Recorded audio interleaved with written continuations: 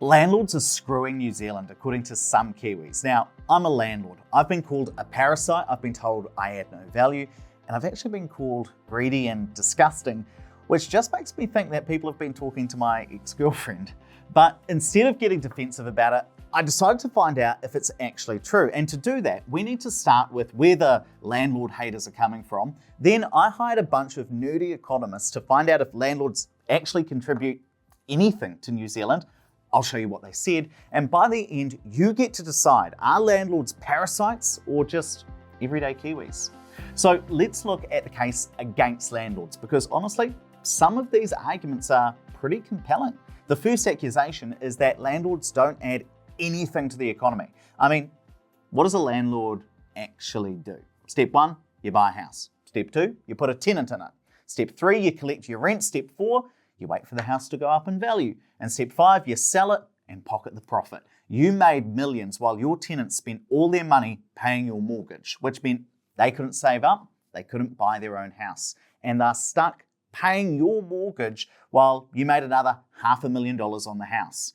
Now, compare that to a business owner who hires staff, who pays wages, who creates new products and buys services off other businesses, who exports those goods overseas, brings money into the country, and can then pay even higher wages to their staff. Well, that's adding to GDP.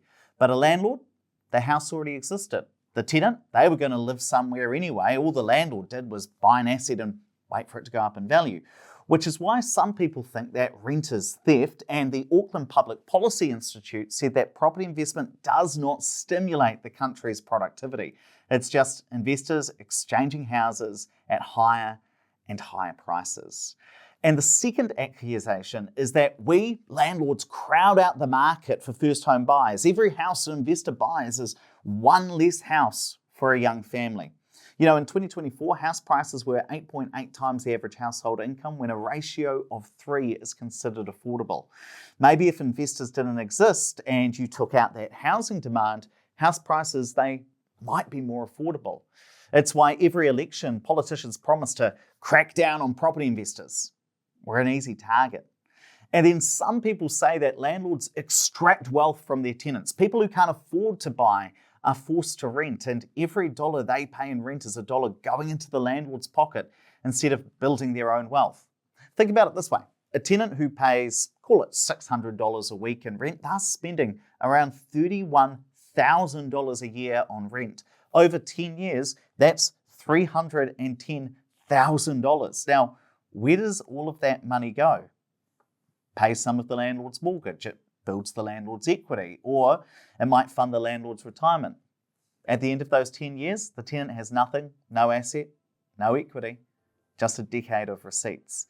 And honestly, I get it. If you're paying 50% of your income to rent, when house prices have gone up 145% in a decade, when you can't afford to buy because investors keep outbidding you, I understand why people think that landlords are a drain rather than anything to the country. Which is why I wanted to know if all of that is really true. So I teamed up with the New Zealand Property Investors Federation and commissioned Infometrics to write this study and find out exactly what landlords contribute to the economy. Because nobody had actually bothered to check this before, and the results of what's in here, honestly, it surprised me. Property investors contributed $28.9 billion to the New Zealand economy last year.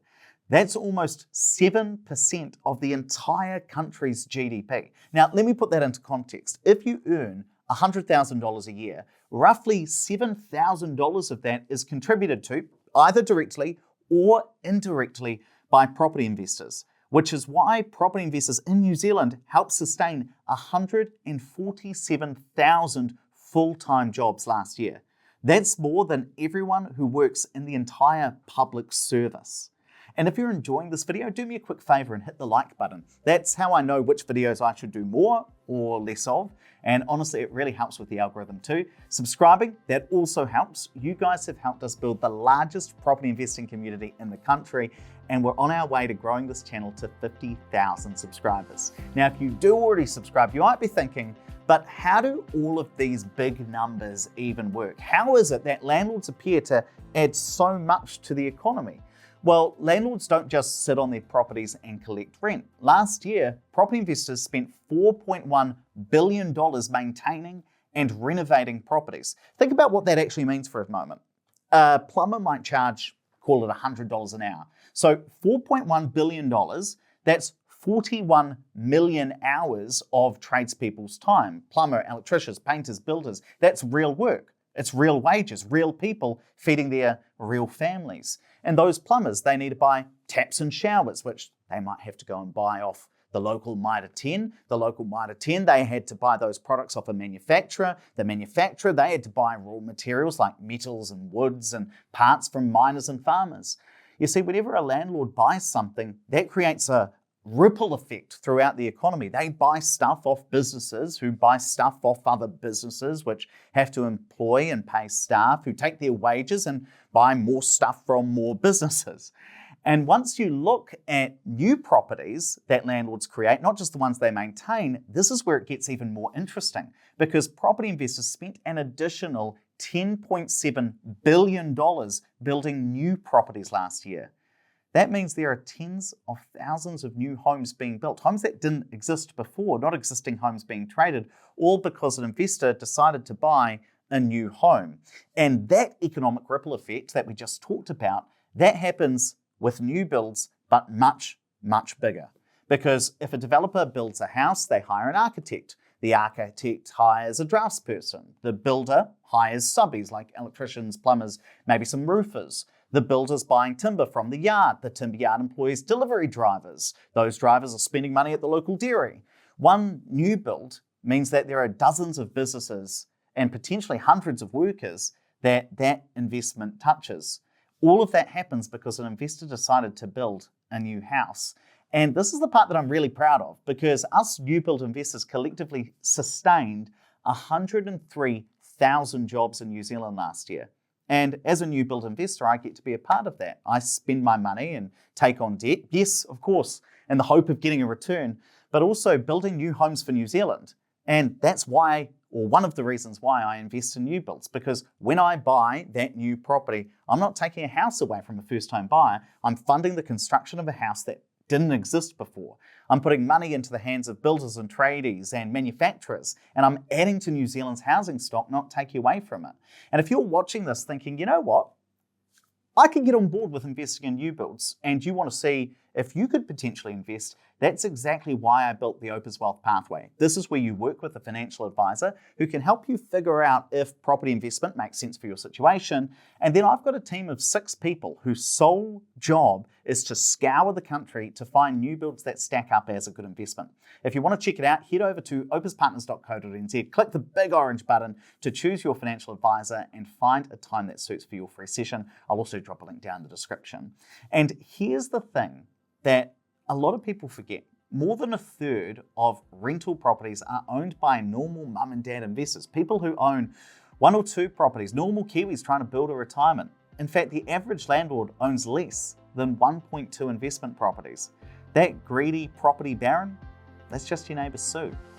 You know, I got a comment on my podcast recently that really stuck with me. It was an investor who said she often feels like public enemy number 1. Firstly, because she's an immigrant who works a normal job, but who also invests in new build homes. And she said she reads the comments calling landlords parasites, she sees the headlines, and she sometimes feels like she's doing something wrong.